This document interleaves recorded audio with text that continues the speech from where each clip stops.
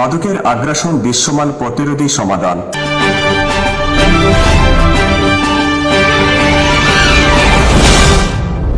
আপনারা দেখছেন IR TV news Bangla. মাদকের আগ্রাসন দৃশ্যমান প্রতিরোধী সমাধান এই প্রতিপাদ্যকে সামনে রেখে কুমিল্লায় মাদক দ্রব্যের অপব্যবহার ও অবৈধ পাচার বিরোধী আন্তর্জাতিক দিবস 2024 উপলক্ষে মাদক বিরোধী মানববন্ধন, র্যালি, আলোচনা সভা ও পুরস্কার বিতরণ অনুষ্ঠান অনুষ্ঠিত হয়েছে।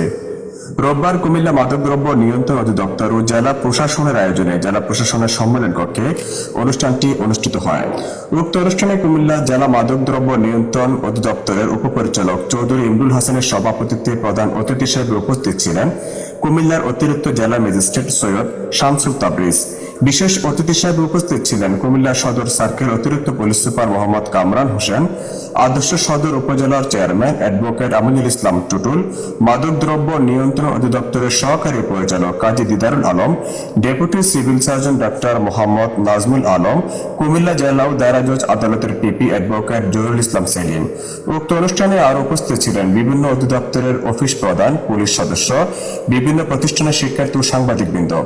এ সময় মাদকদ্রব্য নিয়ন্ত্রণ অধিদপ্তর কর্তৃক নির্মিত মাদক বিরোধী ডকুমেন্টারি প্রদর্শন করা হয়। সবশেষে মাদক বিরোধী রচনা ও চিত্রাঙ্কন প্রতিযোগিতায় অংশগ্রহণকারী বিজয়ীদের ক্র্যাচ ও সার্টিফিকেট প্রদান করা হয়।